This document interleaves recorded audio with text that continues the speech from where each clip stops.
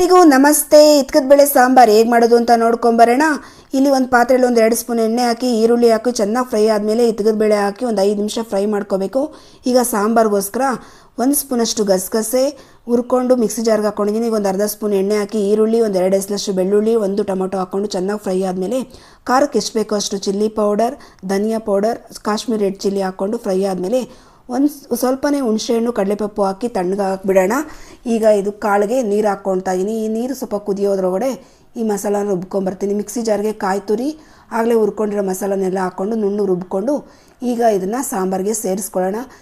ಈಗ ನಾನು ರುಚಿಗೆ ಎಷ್ಟು ಬೇಕೋ ಅಷ್ಟು ಉಪ್ಪು ಹಾಕಿ ಚೆನ್ನಾಗಿ ಕುದಿಯಕ್ಕೆ ಬಿಡ್ತೀನಿ. ಈಗ ಸಾಂಬಾರ್ಗೆ ಒಗ್ಗರಣೆ ಮಾಡ್ಕೊಳ್ತಿದ್ದೀನಿ. ಈ ಸಾಂಬಾರಿಗೆ ತುಪ್ಪದ ಒಗ್ಗರಣೆ ಕೊಡ್ತೀನಿ. ತುಪ್ಪ, ಸಾಸಿವೆ, ಜೀರಿಗೆ, ಕರಿಬೇವು, ಒಣಮೆಣ್ಸಿನ್ಕಾಯಿ ಹಾಗೆ ಇಂಗು ಇದನ್ನೆಲ್ಲ ಹಾಕ್ಕೊಂಡು ಫ್ರೈ ಮಾಡಿಕೊಂಡು ಸಾಂಬಾರಿಗೆ ಸೇರಿಸ್ಕೊಂಡ್ರೆ ಈ ಸಾಂಬಾರಂತೂ ತುಂಬಾ ಚೆನ್ನಾಗಿರುತ್ತೆ. ಇದು ಮುದ್ದೆ ಜೊತೆ ಸರ್ವ್ ಮಾಡ್ತಾಯಿದ್ದೀನಿ. ದಯವಿಟ್ಟು ಚಾನಲ್ನ ಸಬ್ಸ್ಕ್ರೈಬ್ ಮಾಡ್ಕೊಳ್ಳಿ.